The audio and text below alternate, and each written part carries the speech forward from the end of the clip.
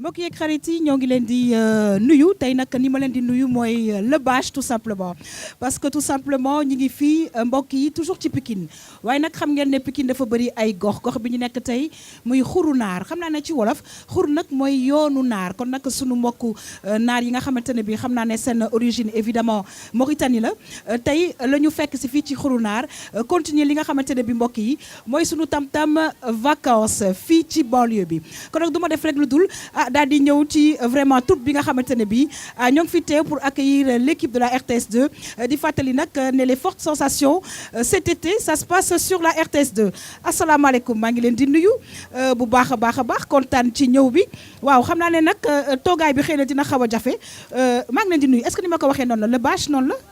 le bâche ngeen ma lan egal xeer macha allah kon nag kontaan nañu lool équipe bu RTS2 ñëw ak yéen tey ñu gis nag ne que vraiment ñu ngi war a fësal xam naa bu ci kanamee culture naar bi tout simplement waaye ay ca ñu dem ñu yëngal tuuti laata nag ñuy commencer sunu émission waaye ci laata nag may def loolu ñu dem ci yeneen sujets yi mbokk yi du ma def rek lu dul la xamal leen ne tey dina ñëw ak Midadi ci conseil pratique parce que xam ngeen ne nag ci hivernage bi macha allah dafay xaw a bëri léeg-léeg ay feebar ñun ñi ay astuces yu nga xamante ne bii dana ñu jàppale bu ñu jógee ci loolu mbokk yi dinañ am électron libre bu nga xamante ne bii dana doxantu fii ci xuru naar toujours à Pikine waaye nag Shadow dina ñëw ak ñun mbokk yi ci li nga xamante ne bii moom mooy vraiment mbirum dëkkandoo parce que nag ña nga jógee Mauritanie yàgg nañ fi nekk nañ suñu ay dëkkandoo ak yeneen i dëkkandoo kon nag comment vivre ensemble incha allah dinañ ci waxtaan ak suñu xarit professeur Shadow waaye nag tey nag macha allah ki ñuy wax Midadi xam naa ne nag bu defee météo bi nit ñëpp dinañ kontaan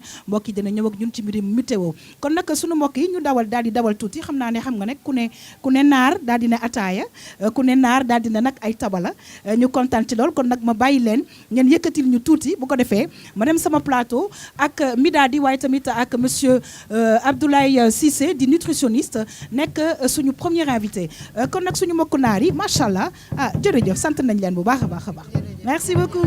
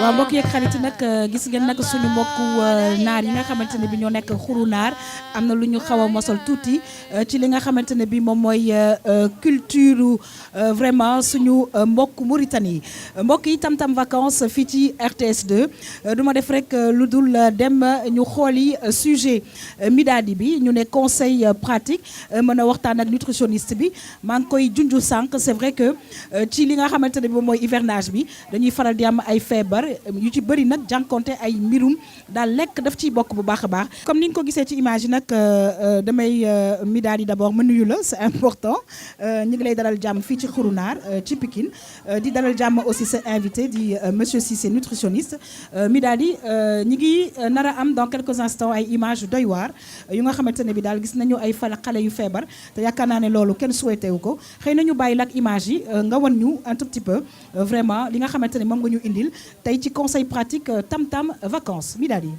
voilà yaa xam maa ngi lay fay lu bëri alors pour illustrer image yi nga xam ne moom la ñuy gis nii donc nekk na ay xale yu nga xam ne dañu feebar en été xale la ñuy gën a gis en général feebar yu bëri di leen dal alors ku ci mel ne lu ci mel ne plutôt intoxication alimentaire mooy maanaam ngay wàccu sa biir di metti sa biir di daw également nga boole ko yëpp en même temps autant ni muy dalee xale yi noonu lay dalee mag yi donc choléra également ndax xam nañ ne microbe yi dafay gën a développé wu ci li nga xam ne mooy période de chaleur donc entre autres maladies yoo xam ne ñu ngi koy gis yu bëri yoo xam ne dina gën a am ci li nga xam ne mooy jamono nawet bi waaye xam naa si kanam tuuti ki nga xam ne mooy suñu invité nekk Abdoulaye Cissé dina ci gën a ñëw gën ci xuus ak ñun dans de plus grands détails. Très très bien alors ñuy nuyu encore une fois monsieur Cissé di nutritionniste ñu ngi lay dalal fii ci plateau Tam Tam RTS 2 fii ci Xurunaar monsieur Cissé.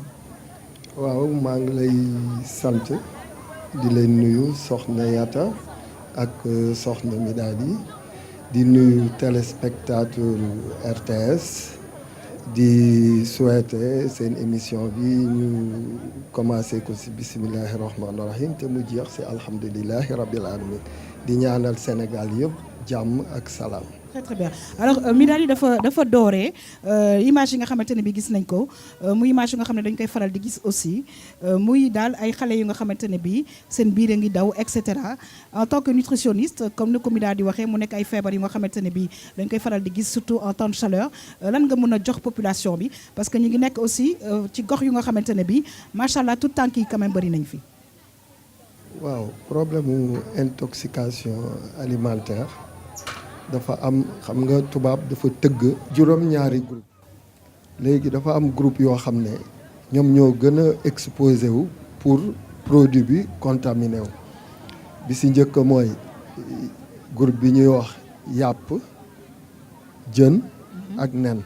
d'accord yàpp jën ak nen ak lépp loo xam ne xeetoo woon na jën mooy les charcuteries ak les crustacés.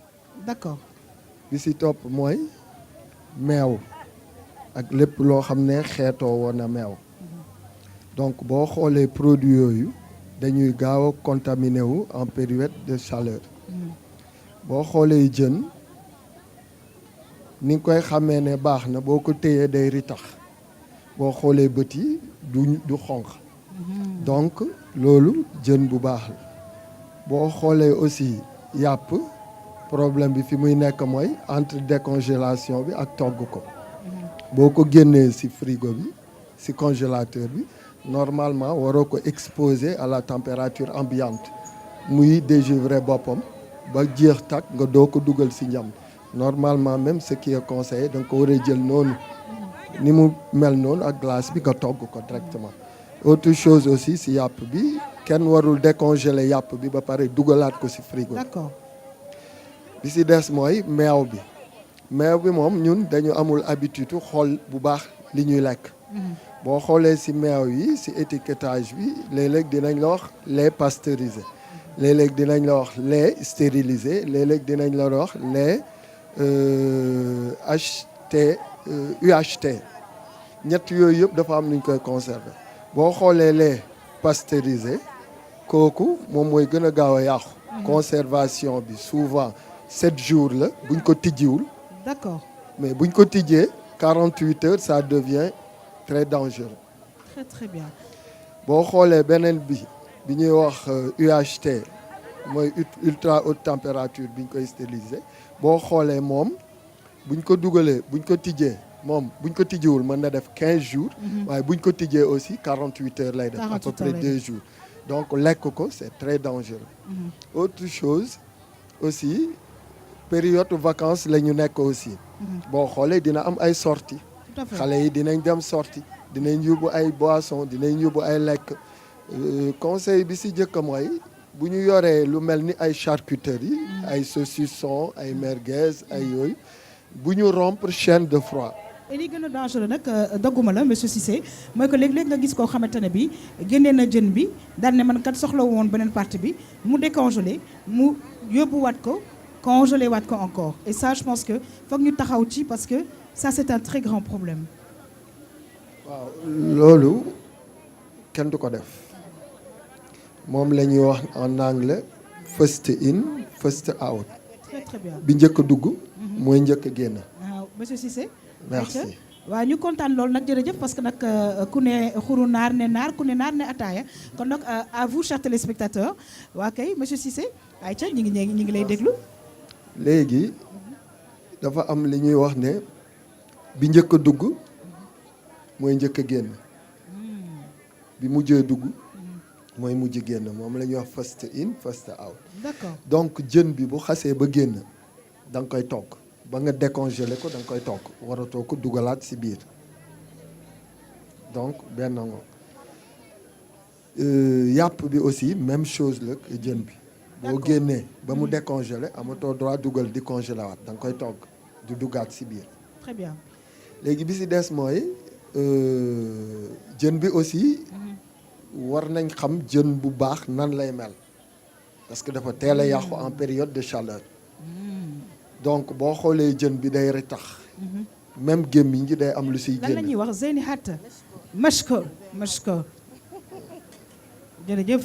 donc da ngay xool dafa am ritax buy génn ci gémmiñu jën yi boo xoolee bët bi aussi du xonq.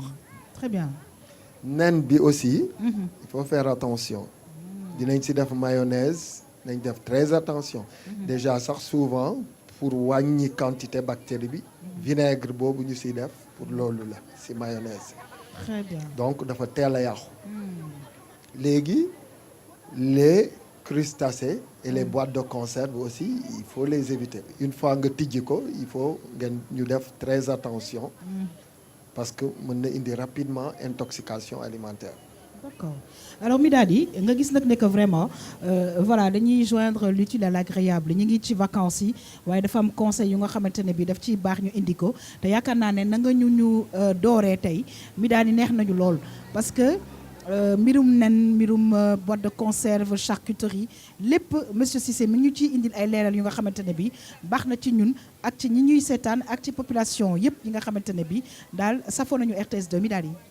exactement ya xam comme ni nga ko waxee dafa nekk réalité boo xam ne ñun jigéen ñi la plupart ñoo koy def parce que da ngay jënd benn aliment comme par exemple nga jënd benn pot de maïs nga jënd ko ñu wax la ne que dafa war a nekk à température de 4 degrés donc yow yaa ngi ko dugal ci frigidaire bi wala ci congélateur bi mais boo ko génnee 4 jours ou 3 jours après da ngay gis ne ndox bi ko doon accompagner pour nourrir ko day gluant day ritax ñu bëri dañ koy gis mais duñ ci bàyyi xel peut-être parce que day bëri duñ ko bëgg yàq dans ce cas mais tey Abdoulaye Cissé bëggoon nañu xam conservation bi exactement pour pot de conserve yi parce que tey ñun ñëpp moom la ñuy jënd parce que moo gën a yomb donc naka lañ koy defee ak ñaata jours la laaj ci biir frigo yi.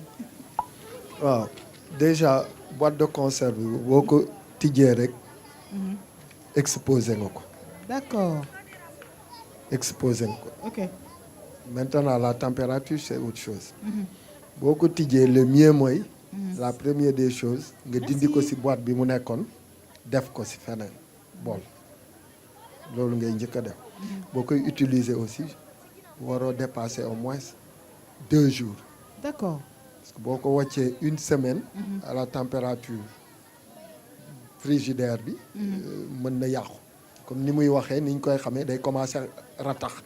bu commencer ratax rek le mieux mooy nga bàyyi ko. très très bien waaye nag mi daal di côté canette yi aussi parce que xam nga sortie yi xale yi dañuy génn vraiment dem plage charcuterie ak yooyu yaakaar naa ne daf ciy baax mi daal di nu ñëw ci tamit parce que am na solo.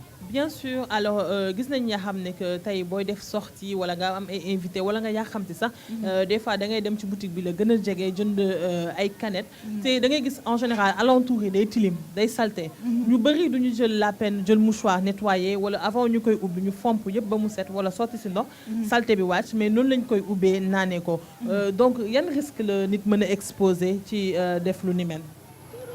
waaw xam nga canettes yi dañ koy stocké ci ay magasin tout à fait. te souvent ci magasin yi dina am ay janax ak ay kaña. dëgg la de. donc waaw monsieur Cissé baal ma 2 secondes parce que nag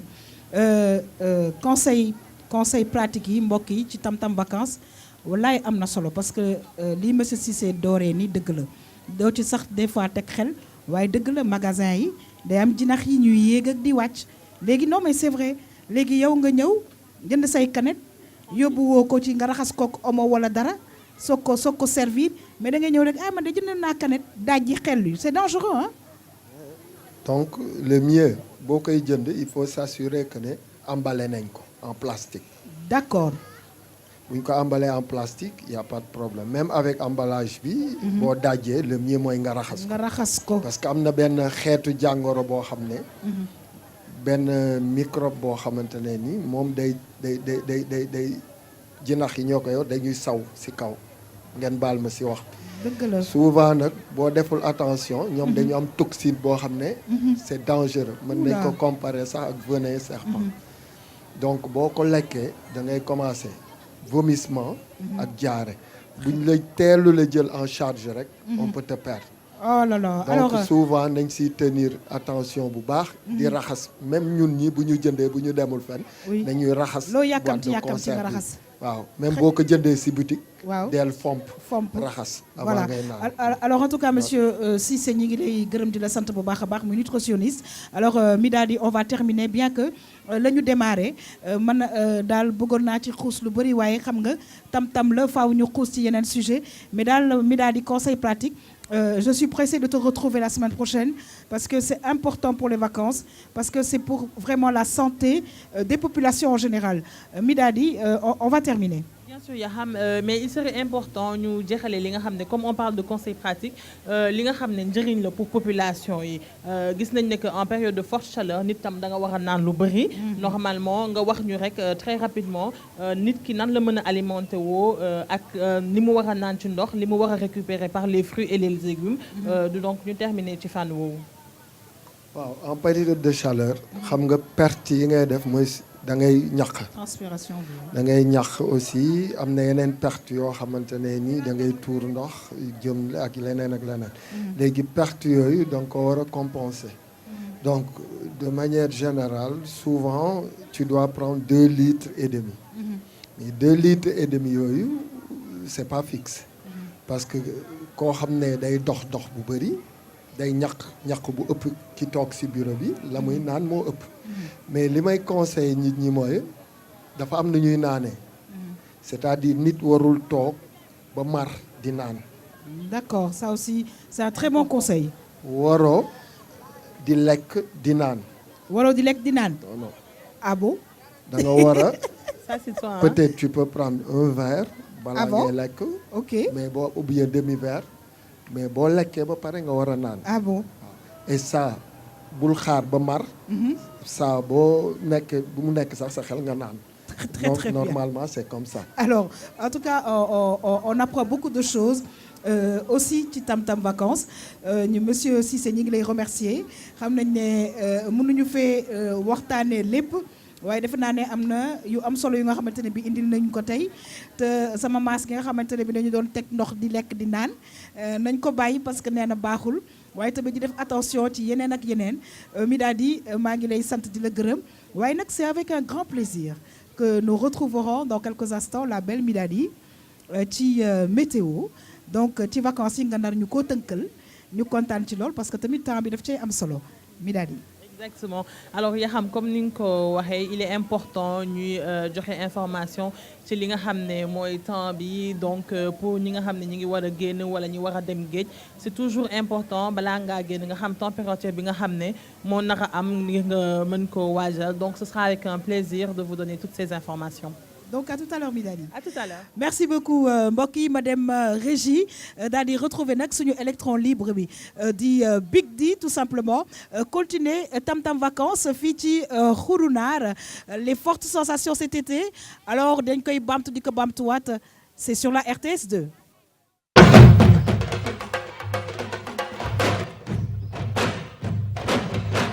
waaw mbokk yeeg xarit nag ñu dem seeti nag suñu xarit Big D fan la féete fii ci Xurunaar parce que nag fii aussi war na fi mën a nag rencontrer suñu xarit yi Big D maa ngi lay nuyu. Yeah, comment tu vas, sister? Je vais bien et toi? T'as la pêche, baby, what's up?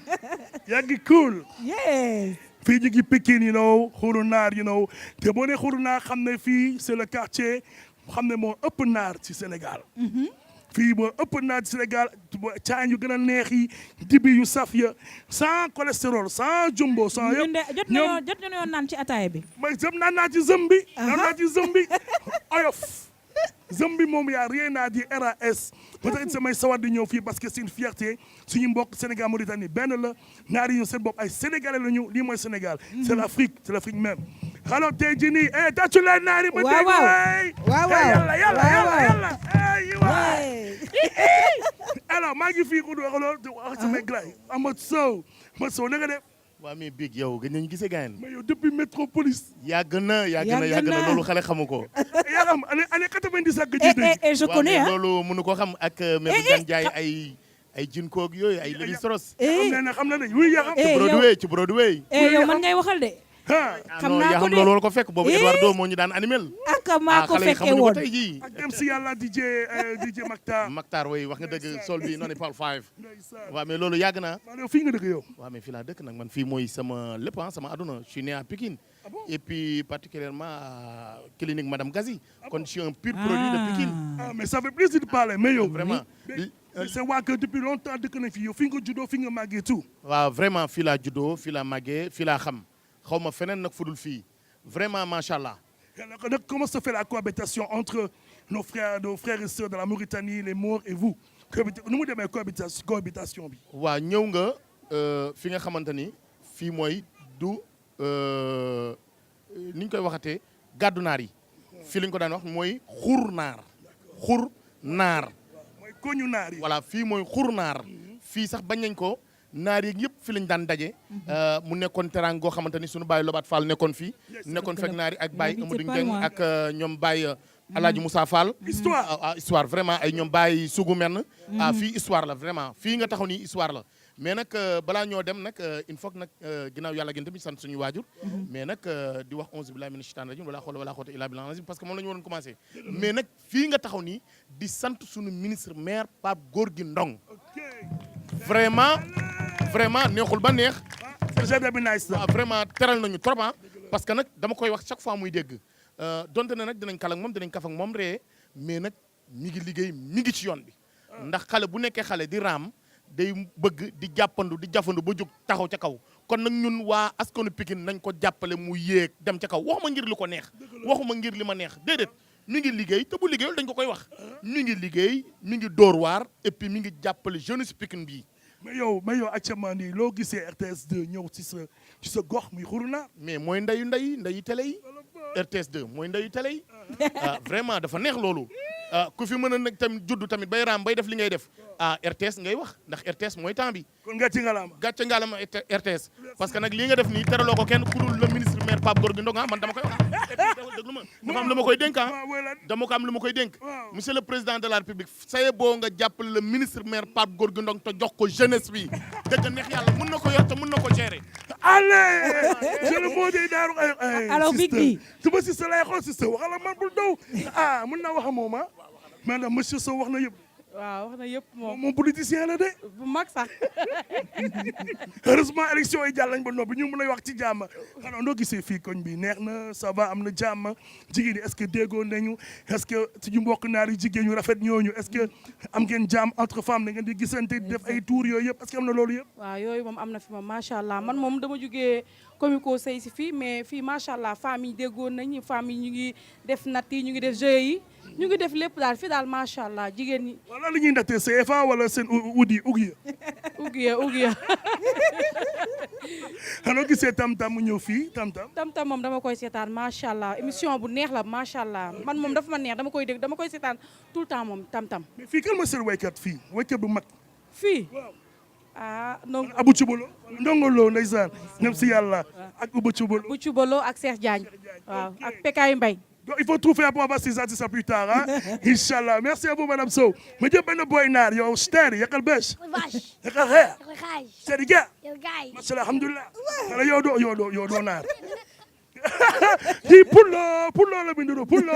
OK, shake go. Attends, en tout cas, sachez Oui. que Tam Tam c'est le début Pikine. Tout à fait. Et on était de l'autre côté. Oui. Et maintenant, aujourd'hui, on est ici à Khourouna. Et Technopole, Khourouna, après on ira à Guédioua. On va évoluer. Cette fois-ci, Tam Tam, c'est dans les banlieues, histoire de montrer que nous n'avons no limites. Big D, je te repasse ce mic. Très, Yaa très xam, bien. nga xam loo ci def, yaa xam, ram dëbb big am out. En tout cas ñu ngi gërëm bu baax a baax suñu xarit Big D mbokk yi sànq nag que mu doon interviewé mi ngi koy wax clinique Gazi yaakaar naa ne ku xam Pikine dégg nga clinique Gazi te defe naa ne doomu Pikine yu bëri juddoo nañu fa. kon nag encore une fois ñi ngi nuyu suñu xarit yi nekk étranger parce que am naa certainement ñu nostalgique ñu nga xam ne ñoo ngi naan ay waay ndeysaan xurunaar waay dëgg la xurunaar a ngi nii te RTS2 actuellement moo leen koy won ci tam-tam vacances mbokk yi may am mbégte nag saa su ne di dalal jàmm ki nga xamante ne bi kenn la ci ñun aussi muy taskatu xibaar di suñu xarit El Hadj Thierno Dramé Thierno maa ngi lay nuyu di la dalal jàmm nag fii ci xurunaar Thierno ñu kontaan parce que dañu ne l'Afrique c'est nous dans nous parce que suñu xaritu macha allah naar yi ñoo ngi fii ñu dund ak ñoom dund bu rafet ma la ciy nuyu nag di la dalal jàmm bu baax a baax fii ci xurunaar Thierno. merci Yakham ñuy nuyu téléspectateurs yi di nuyu communauté Mor bi fi nekk ñu leen di wax naar yi mais man damay wax ni duñu ay naar ay sénégalais lañ. ñun ñëpp a yam parce que boo déggee ñuy wax. Sénégal réewu teranga lii rek firnde la tout à fait xam nga parce que dina am communauté bu jugee beneen dëkk ñëw dëkk du ñuy yem ci dalal leen mais dañuy dem ba mbokkoo ak ñoom waaw Thierno ba doon ay mbokk tout à fait loolu moo indi ñoom ñu ñëw dëkk fii Xurunaar waaw léegi dama lay expliquer dama am ay mbokk yu nga xamante ne bi macha allah Thiam la ñu sant waaye c'est des Mauritaniens et des fois ils sont même affectés au Sénégal en tant que Mauritaniens c'est pour ça que je disais tout à l'heure le Sénégal Afrique lépp benn la sotti ceeg def ci la en tout cas ñu ngi kontaan lool ci sa teewaay Thierno parce que di nga am waxtaan bu am solo bu nga xamante ne bii danañu ko séq ak monsieur Ahmed Fall mbokk yi di secrétaire adjoint communauté Mor du Sénégal monsieur Fall ñoo ngi lay nuyu sànq de maa ngi waxtaan ak vraiment sama tata yi nekk fële di leen wax la bâche est-ce que ni ma ko waxee nuyoo bi est-ce que noonu la sax monsieur Fall. non noonu la noonu la. noonu la soo waxee la bâche ñu tontu la. macha allah la bâche alhamdulilah. ah. la bâche alhamdulilah macha allah. ma jërëjëf en tout cas ñu ngi lay dalal jàmm di kontaan lool RTS2 nag ñëwoon fii ci Xurunaar Pikine ñu ngi ci Pikine waaye nag mënuñu woon dem te nag duñu rencontrer communauté Mor bi nga xamante ne bii moo ngi dëkk fii ñu ngi lay nuyu bu baax su la neexee aussi parce que waa Mauritanie ñu ngi lay seetaan aussi sa mbokk yi ñu ngi lay seetaan nga am la kàddu yoo sànni tamit ci làkk bi rek. kooku yaakaar naa dama koy leb ba beneen yoon. incha allah mais di kontaan seen invitation. sawar trop toog seen plateau. mais balaa may commencer wax ji. waaw dama am benn affaire bu ma bëggoon leeral. waaw mooy que dañu ne communauté Mor. mais fii ñun c'est la communauté Mor sénégalais. très bien tëgg leen loolu waaye tëgg leen loolu. parce que li may leeral mooy. waaw. du ñu natable mukk ni. am na communauté mauritanienne. dëgg la. qui est régie par l'ambassade de la Mauritanie au Sénégal. mais ñun nous sommes des Sénégalais. tàccu ci leen élection loolu la ñu jógee ñun ñëpp a dem voté ji. yéen ñëpp a voté ji. tàccu leen loolu kon nag Thierno yaakaar naa ne sànq ñoo ngi ci doon wax te ñoom ñu dëggal ko ils sont des Sénégalais et je confirme que nous sommes tous des Africains Thierno. loolu am solo parce que ñun ñëpp a bokk ay frontières moo ñuy séparé mais frontière booy xool amul dara lu koy matérialiser ay panneaux la affaire yi donc mais xam nga tey ñii làkkante wolof ñoo bokk benn religion xam nga ak plein de choses moo waral tey ñoom bu ñëwee dëkk fi forcément dañuy gis seen bopp forcément dañuy considérer seen bopp ay sénégalais mais quand même il faut que ñu def toute histoire. Ahmed boo ñu waxtaan ci tuuti d'abord origine bi lan moo leen indi fii. ci Pikine lan moo leen installé fii biir Pikine. monsieur Fall. dinaa ci sawar trop. parce que xurunaar dafa am histoire. ñëpp xam nañu ni que abattoir moo ngi nekkoon à la Médina. biñ ko délocalisé indi ko à Pikine. ci la naar yi ñëw fii ñoo fi jiitu. d'accord fii képp ku fi am kër naar la ko jaay. ku am kër fii xurunaar. naar la ko jaay. waaw maa la wax lii. très bien. sànq bi di maa ngi koy dégg muy wax ak benn waay ci micro trottoir bi. waaw. am na suñu ay kilifa yu mu lim. ñu leen di sagoo. yaakaar naa ni ku mel ni ndem si yàlla si Amady Ndieng moom bâtiment bii nga jàkkaar lool. kooku la. ndem si yàlla si Amady Ndieng. waaw. suñu baay la moom woon kër gii. ñëpp xam nañ ko. Alaaji Moussa Fall ñëpp xam nañ ko. dëgg la Alaaji Sougou ñëpp xam nañ ko. te ñoo ñëpp ay naar lañu. ay sénégalais lañu. ay sénégalais. waaw. mais cosaanu xurunaar mooy lii abattoir nekkoon à la Médina. ñu délocaliser ko indi ko fii à Pikine. naar yi ñëw fii. très très bien. c'est ça l'histoire. alors Thierno donc dégg nga la dernière fois li ñu doon wax ci Pikine ñi nekkoon fii ci miti ak yooyu ñu jëlee leen fa ñu ñëw ña nekkoon Médina tamit ñu jëlee leen fa ñu ñëw defe naa ne ay daal ay macha allah communauté yu bëri ñoo fi daje. waaw lii mooy firnde bi rek mais xam nga fii dafa am une spécificité. dafa xaw a particulier parce que moom communauté Mori booy xool ñoo fi dëkk xam nga wax na sànq lu am solo mooy ni que ku fi dëkk ñoo la jaay suuf. xam nga loolu c'est une information de taille. tout à fait ça veut dire que dañu ñëw installé wu dëkk. ba pare mener une vie am une économie. et ça se voit gis nañu ni yéen a ngi fi ak seen ay boutiques. yéen a ngi ak seen ay commerce ak yooyu donc là aussi. sur le plan économique am na participation boo xam ne yéen a ngi koy def waxuma sax ci Pikine mais ci biir Sénégal complètement carrément. effectivement ñun foo ñu làmb fu ne. fekk ñu fa. waaw secteur yi xam nañ ne ci secteur commerce bi. xam nañ leen ci secteur tëgg bi. parce que nag tëggu naar yi ba léegi dafa am. ak yeneen i secteur nga ñëw ci loolu. lu mel ni tannerie bi cuir.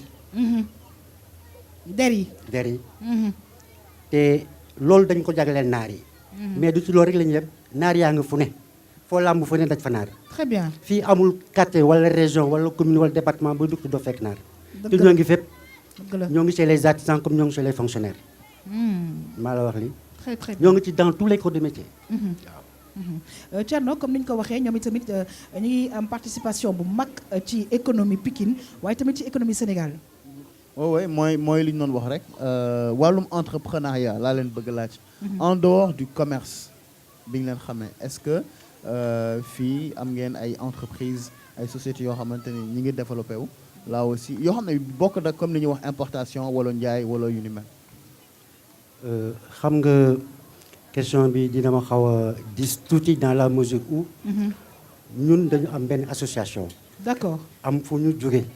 ok ba fu ñu egsi loolu yëpp comme ni ñu ko waxee mu ngi suñu ay perspectives. waaw mais suñu association. oui dañu tuddee ko communauté des Maures du Sénégal. oui fi muy yëngu dafa bari. la plupart lu si ëpp ñoo ngi yëngatu sur le côté social. d'accord waaw parce que am na ay actions yu ñu def. ok tel que par exemple la maison Rose bu Guédiawaye. maison Rose bu Guédiawaye tout à waaye fait dem nañ fa def ay actions. très très bien. waaw te suñu association nous sommes une association qui est très bien structurée am suñu siège. moo ngi fi tali ko taf am un bureau. d'accord. nu ñuy liggéeyee fii mooy dans chaque commune. dañ fa planter benn section.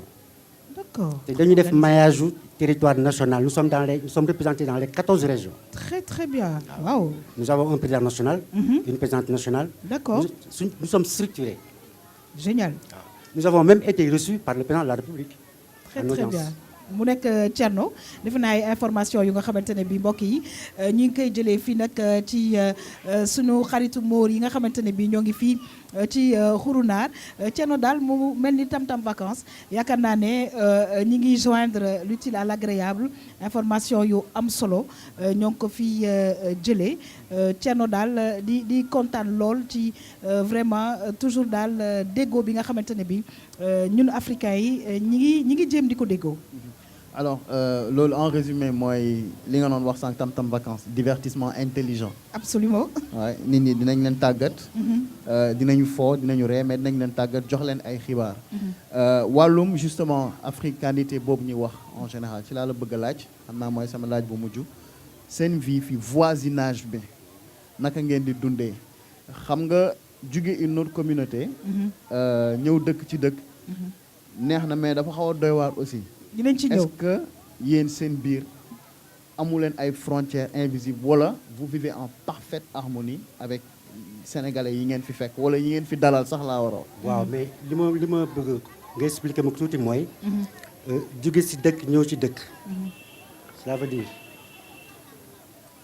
dama ni ñun les morts du Sénégal. dépassé nañu cadre bi ñuy coowee suñu ay sénégalité non. ñun li ñu gëm mooy. l'enracinement mais dans l'ouverture. Tout à fait. ñu jëlee ko ci suñu président. Léopold Sédar Senghor. gis nga fii dañu nuy xurunaar peut-être tey li ngeen woote fii moo tax ngeen gis ay mëlfa. mais ñëw leen fi beneen jour bu nekkul tey. mënu leen xàmmee kuy naar kuy olof kuy tukulóor kuy amul fii. ayca benn bopp la kenn du ko xar ñaar. dëgg la. seulement nag ku nekk fi nga féete kii naar la kii saraxole la kii lii la kii lii la. parce que soo demee Mauritanie fekk fa. ay olof. mauritanien. fekk fa ay tukulóor mauritanien. dëgg la mais dama ni fii benn lañu. waa xam nga nag dama koy firnde parce que bi RTS 2 demee fële ca Zénith ak Baba Maal gis nga bi drapeau Sénégal bi nekkee côté bi ak suñu mbokku Haalpulaar yi beneen drapeau Mauritanie dafa nekk fële ak suñu mbokku Haalpulaar yi donc muy les Haalpulaar du Sénégal et les Haalpulaar de la Mauritanie tout simplement. voilà mu nekkoon image bu rafet. bu rafet tout à fait. waaw damay laajte parce que man daan naa gis ne que auto Mauritanie bi fii la daan taxaw est-ce que mi ngi taxaw côté bi ba léegi. ci wet gi. waaw fii bi daan dem Mauritanie. bi daan dem Mauritanie fii mooy garage 7 places yi. waaw fii la ñuy jël. mos naa ko jël dem Rosso. waaw ci biir loolu relation yi ngeen am aussi ak waa Mauritanie. waa Mauritanie. comme ni ko ñëpp di dundee rek. monsieur Thierno wax na ko léegi. waaw ñun gëmuñu frontière. avant tout nous sommes des Africains. très très bien. waaw te loolu lañu gëm. Sénégal mooy Mauritanie Mauritanie mooy Sénégal. jeex na tàkk kon nag ñu tàcc loolu. Thierno une dernière question. je pense qu'on a fait le tour xanaa rek di joxe benn exemple bu am solo ci li ñu wax yëpp. mooy Seydi Gange. di suñu xarit ñun RTS 2. il est international la woon Mauritanie football. oui mais ñëpp xam nañu Sénégal la dëkk. dëgg la toutes ses activités professionnelles Sénégal la. buy woy wala buy jouer ay rôle ci ay séries. donc mooy defe naa mooy exemple parfait. tout à fait ak nag sama copain maa ngi ko doon nuyu démb mais tey foog mu waxaat ko Babacar Fall. parce que moom it ay origine am foofu la.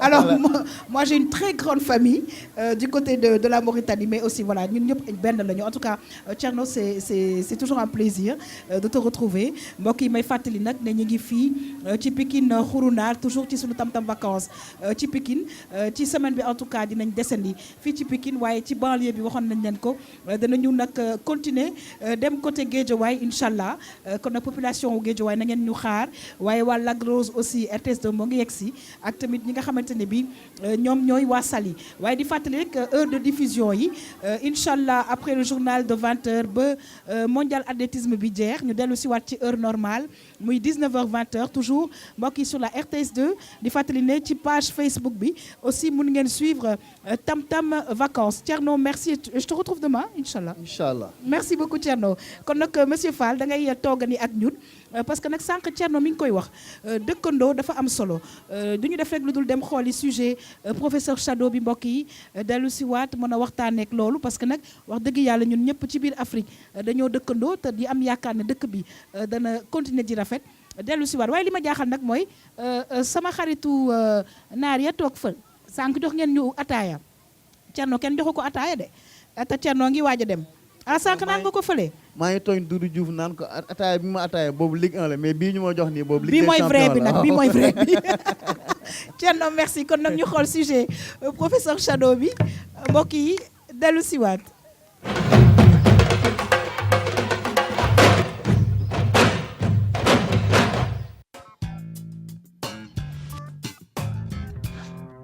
dëkkandoo ki nga dëkkal ak nga dendal dëkkuwaay jàmm ci gën ndax laata mbokk di egsi mooy njëkk a teew bu ay amee bànneex wala naqar dina doon mbokk te dina gën mbokk moo tax ñuy digle sàmm dëkkandoo ak moytu àq dëkkandoo juróom-ñaari façon dëkkandoo ngi nii ñii foo toll di ñaan ñu tox ñee dinañ la tax a toxu ña sa des nag doo bëgg mukk ñu toxu si ak toxu dem bokk itam ci dëkkandoo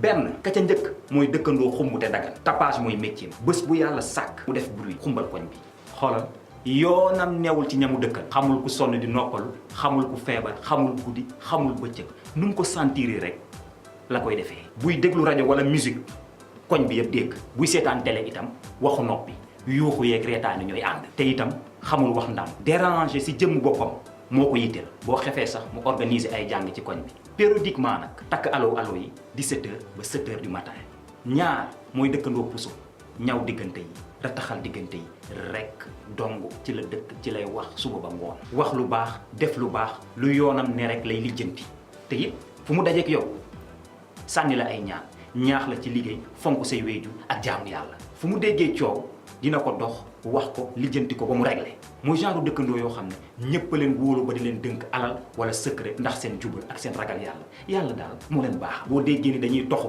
sa xol jeex sa àdduna tukki mooy dëkkandoo yoo xam ne boo leen gëjee gis rek namm leen ñett dëkkandoo tolof-tolof ndeysaan mooy dëkkandoo yi boo xam ne daane si tolof-tolof yàgg ci ba koñ bi yëpp xam jafe-jafe ya mu dëkkee xeebeel wala yërmaane nekk seen diggante mooy genre dëkkandoo yoo xam ne foo toog sa xel day nekk ci ñoom te loo ci xamul bu ñuy tam dëmm ci koñ bi xel ci ñoom rek lay dem ndax lu ñu néew doole xam nga rek réew mi boo néewee doole noo xoor nga wala dëmm c'est comme ça ñeent dëkkandoo interphone wóor na maam ñoxor ak maam Demba da ngay sone wax ci interphone bi ñu soog a di la ubbee mooy dëkkandoo yooyu nga xam ne seen buntu kër du ubbeeku mu pas de cambal de truc comme ça de dugg génn ñoom dañoo régler seen àdduna téye seen bopp ngir am kaaraange luy xew ci koñ bi intéressé wu leen bokkuñu ci association bokkuñu ASC bokkuñu tuur bokkuñu mbootaay buy seetal di am seen yoon new ci xoolal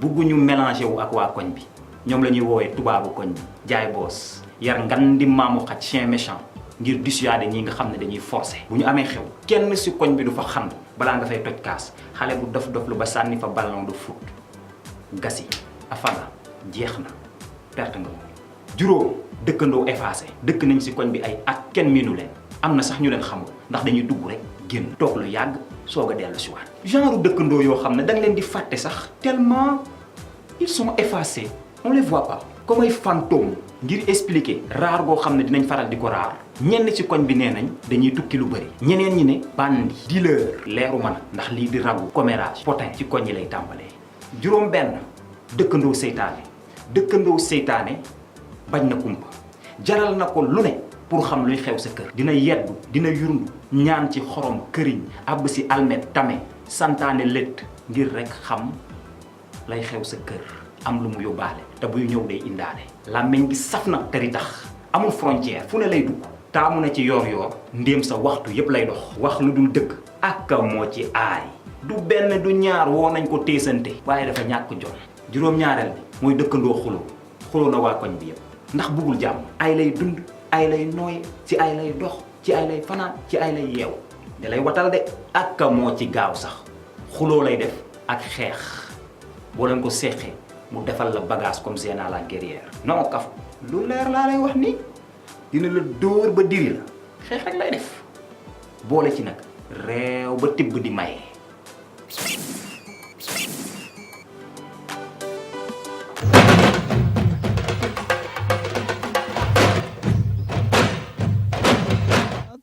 mbokk yi seetaan toujours égal à lui-même muy professeur Shadow ñu kontaan lool parce que nag vraiment la mu ñu indil dafa am solo ci fi nga xamante ne bii la ñu nekk muy Xurunaar en tout cas professeur Shadow ñu ngi lay nuyu di la dalal jàmm fii ci Pikine c'est un plaisir de te retrouver Le plaisir est partagé yaa xam donc nuyu téléspectateur RTS 2 yëpp. namoon nañ leen dikkaat ak li nga xam ne mooy tam-tam vacances. donc nawoon fa woon rek ñu yokk ci xorom def ci kaani def ci soble def ci ay saf-safal. mu gën a neex rek waay tëggal leen ma loolu waay dañ ciy yokk ba bu baax a baax a baax bu ko defee rek ñu laaj rek vraiment suñu invité bi monsieur Fall. gis nga waxtaan bi nga xamante ne bi bu am solo bi ñu professeur Shadow indil ci mbirum dëkkandoo te yaakaar naa ne defe naa ne yéen daal ak seen yi dëkkandoo jàmm rek ngeen séq. yàlla buñ ca dugg. Amin. je crois def naa ci koñ bi presque plus de 40 ans. 40 ans waaw. coow mag. musuma ko fi dégg. très bien. te je parle sous le contrôle de tous ces gens là. waxu xale d'accord. fa la yem seen biir. c'est te dañuy normal jàppante léegi ànd léegi. c'est normal ku ci dugg ku ne yaa ciy des. mais mag ñi. yal na yàlla xeeb dolli. macha allah très très bien alors professeur Shadow waa jar na tàccu gis nga nag lu mu wax. te yaakaar naa ne am na ay mbir yi nga xamante ne bi yaa ngi koy évoqué ci ce sujet bi mais comme ni mu ko waxee dëkkandoo daal jàmm ca gën te defe naa ne ñoom ñi nekk fii ci Xurunaar noo ngi koy rafetal bu baax a baax a baax. yaa xam balaa may tontu sa question dafa am benn question mu la bëgg a posé. waaw yaa xam lu tax ñuy wax ne roof yaaxul jën laalo yaaxul cere te suukar yaaxul soow. walaay dëgg la c'est-à-dire que boo ko ci defee dafay gën a neex rek. voilà dëkkandoo ñaar ñu dëkk ci koñ. wala mu doon dëkkandoo ci koñ dëkkandoo ci immeuble ak lu munti doon. je crois que dafa mel ni roof ak jën. dëgg la. jën kese mun nañ ko lekk. waaw waaw. mais buñ ci doolee roof. mu gën a baax day gën a saf. moo tax nag yaa xam. sànq lu mu wax dafa am solo je crois que c'est une parfaite illustration. tout à fait ci dëkkandoo entre dëkk ak dëkk parce que dañuy ne voisins entre pays. donc tey Mauritanie ak Sénégal je crois que ay voisins lañ. te lii c'est une parfaite illustration ci relation yoo xam ne Mauritanie am na ko ak li nga xam ne moom mooy Sénégal. donc ay.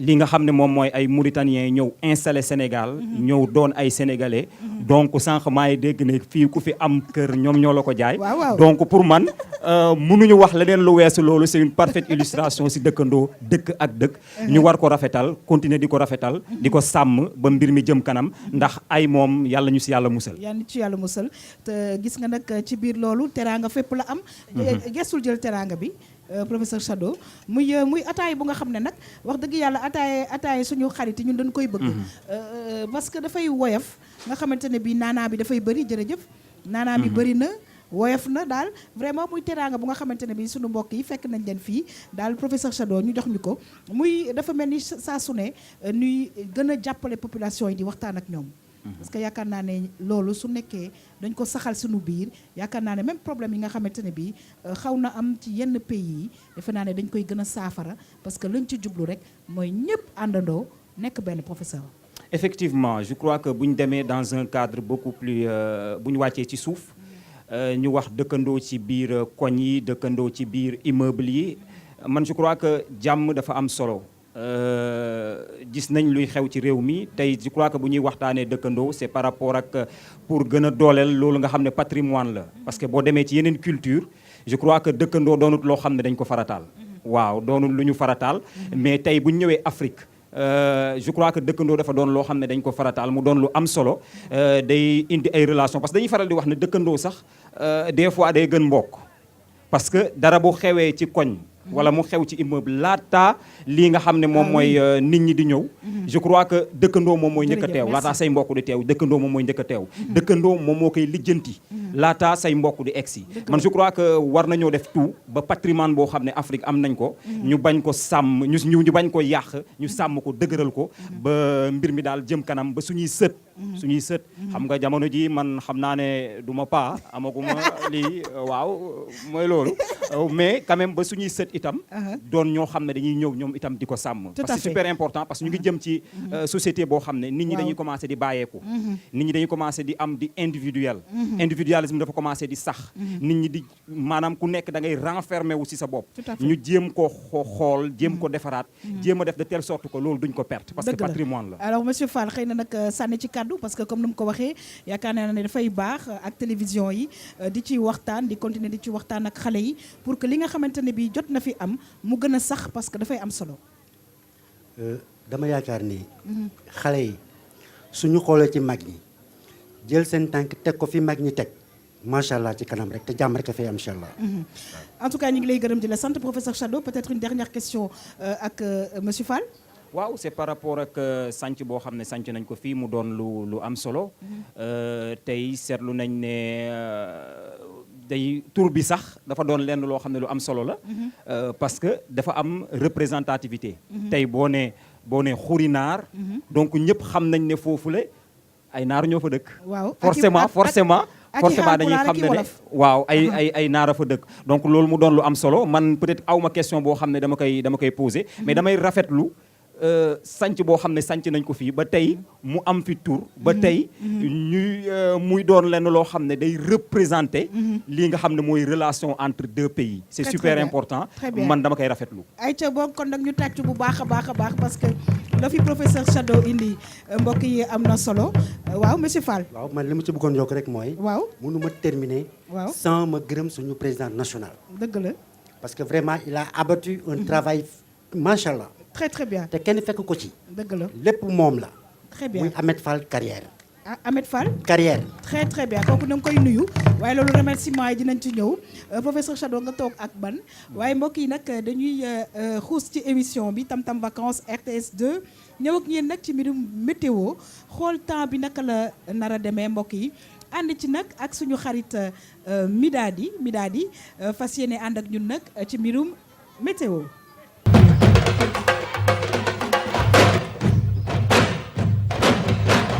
Midadi maa ngi lay nuyu waa Midadi temps bi fii ci Pikine ak vraiment Dakar ak région Sénégal yi naka la tëddee tey. Très bien Yaham alors comme ni nga ko laajtee fi nga xam ne mooy di Dakar gis nañ ne que incha allah ci suba nekkoon 28 degrés donc nekkoon na ci diggante bi seddul tàngul ci ngoon si dinañ nekkoon ci 26 degrés fii ci guddi bi nag instant bi ñu ngi si 26 degrés également ak un ciel très nuageux. donc bu ñu jógee Dakar ya xam dañuy dem fële di Diourbel donc ci fajar bi nekkoon ci 26 degrés ci après-midi bi tàngoon na lool parce que ñu ngi gis une nette température de 34 degrés ci guddi bi nag ci lay xaw a féex légèrement avec 27 degrés ak li nga xam ne mooy un ciel très nuageux. donc bu ñu jógee Diourbel ñu dem Saint-Louis ndax géej fekk ji température fajar bi nekk à 25 degrés ci après-midi bi également mu nekk ci 26 degrés li nga xam ne mooy di guddi bi rek nekkoon comme après-midi bi avec 26 degrés ñu gis benn ciel bu nga xam ne dafa éclairci maanaam xaw a leer légèrement. donc bu ñu paree dañuy dem Kaffrine également xool li nga xam ne ci fajar bi moo nekkoon température bi ñu estimé à 26 degrés ci après-midi bi nag mu xawoon tàng lool avec 34 degrés ci guddi gi ñu daal di fay seetlu ab péex bu ndaw ak 27 degrés toujours sous un ciel très nuageux. ñu dem Ziguinchor gis ne que ca fajar ja xawoon na leer xawoon na faire légèrement avec 25 degrés li nga xam ne mooy après-midi bi nekk ci 31 degrés on peut le comprendre parce qu'on est en été donc li nga xam ne mooy di guddi gi xaw a faire légèrement comme ci yeneen région yëpp avec 26 degrés. ñu dem fi nga xam ne mooy di Matam ñu gis ne que ca fajar ja mi ngi nekkoon ci 27 degrés xaw a feex tuuti après-midi bi également gis nañ fa tàngaay bu xaw a métti tuuti avec 34 degrés ci guddi gi également feex bi bëri fa lool ndax ñu ngi ci 33 degrés avec un ciel très nuageux. ñu dem Kédougou également le matin gis nañ fa benn température bu ñu estimé à 23 degrés après-midi bi xaw na feex légèrement avec 29 degrés guddi gi nag également feex na avec 24 degrés Celsius toujours sous un ciel très nuageux. ñu dem fi ngeen xam ne mooy di Thiès si fajar gi avec 25 degrés après-midi bi mu xaw a tàng tuuti ak 30 degrés Celsius guddi gi nag nara nekk 26 degrés. ñu dem fii di Kolda ak li nga xam ne mooy fajar bi pour une région comme Kolda xawoon na feex lool ak 23 degrés li nga xam ne mooy après-midi bi nekk na à 29 degrés guddi gi nag xaw a feex également tuuti à 25 degrés. Ñu dem Sédhiou le matin avec 23 degrés après-midi bi ñu estimé ko à 29 degrés Celsius ngoon gi nag muy guddi bi xaw a feex légèrement avec 25 degrés Celsius sous un ciel très nuageux. Donc Yaxam mu nekkoon li nga xam ne moom la ñu amoon ci température yi nga xam ne ñoo nekk si fii ci Sénégal avec les différentes régions gis nañ ne que nag xaw na tàng tuuti si fajar geek après-midi bi mais guddi gi dina am féex quand même légèrement donc sur quelques parties. Très très bien en tout cas Midadi on te remercie un plaisir de te retrouver inchallah suba pour beneen bulletin météo muy ay prévisions yi nga xamante ne bi ci temps bi kon nag ñu gis nag ne que fii ñu nekk ñun ci Xurunaar xaw na féexani tuuti en tout cas professeur Shado encore une fois merci et on te retrouve la semaine prochaine toujours ci Tam Tam Vacances xam naa ci yeneen i gox parce que nag dañuy xuus ci biir banlieue bi. waaw loolu am na solo dem seeti ji nit ñi fa ñu dëkk. c'est super important parce que dañuy faral di ñu seetaan ñu nekk plateau et tout donc bu ñu leen fekk ci itam dañuy saafantoo ak ñoom.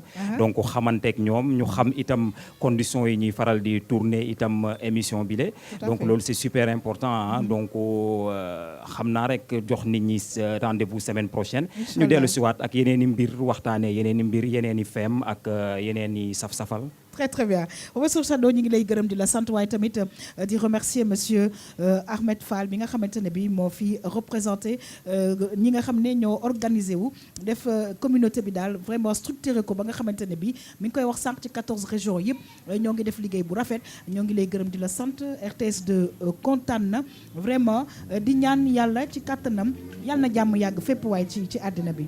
amiin amiin allahumma amiin amiin allahumma amiin. am nga ñooy remercier. di remercier ñëpp. parce que mënuñu tudd ñëpp. dëgg la mais dinaa ci tudd ñaar. wala ñett. parce que suñu kilifa lañu. te mënuñu ñëw ci émission bi mel ni te duñu leen tudd. dëgg la kenn ki mu mel comme suñu papa Ahmed Sy. suñu papa wala suñu nijaay Abdoul Aziz Fall. ak suñu papa Ndiaga Fall. ñii ñoom mënuñu pare émission te du leen tudd. très très di bien leen jaajëfal bu baax. ñu ngi lay te encore une fois encore di remercier encore de nouveau notre président national. merci Ahmed Fall Carrière. jërëjëf di leen remercier aussi. merci beaucoup di leen wax bisimilah fii ci Xurunaar. très très bien te aussi liñ ci xaw a kii tuuti mooy. émission dañu ko yéex a yëg. dëgg la mais suñ ko teeloon a yëg. mais fii dara du fi xaj. très très bien ñu wan leen teranga naar nu mu mel. dëgg la parce que joxuñu leen lu dul ataaya kese. te li ci des dafa bari. waaw waaye teranga bi daal ñun kontaan nañ ci parce que xam nga teranga dara jiituwu ci lu dul dalal nit. dara jiituwul ci lu dul wax bu rafet. dara jiituwul ci lu dul nga gis leen sunu yaay yu ñaawul yi.